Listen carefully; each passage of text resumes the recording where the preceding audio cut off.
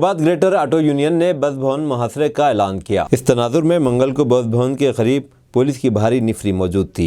खवातीन के लिए मुफ्त बस स्कीम के जरिए कांग्रेस हुकूमत कह रही कि वो पैसा खर्च कर रही है और ऑटो और टैक्सी ड्राइवर नाराज हैं कि हुकूमत तवज्जो नहीं दे रही है। हुकूमत के इस रवैये पर एहतजाज करते हुए बस भवन का मुहासरा किया गया और मुतालबा किया कि फौरी तौर पर हुकूमत इनके मसले को हल करे। उन्होंने सियासी और समाजी कैदीन से हिमायत का मुतालबा किया है।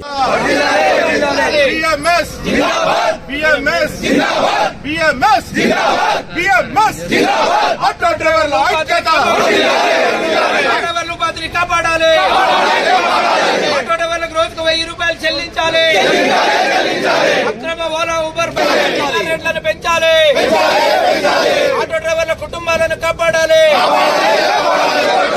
ఆటో డ్రైవర్ల ఐక్యత,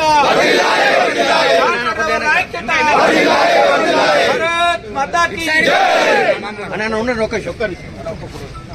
ఆటో డ్రైవర్ల ఐక్యత,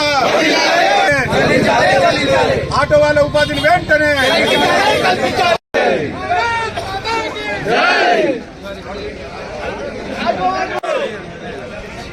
మిగతా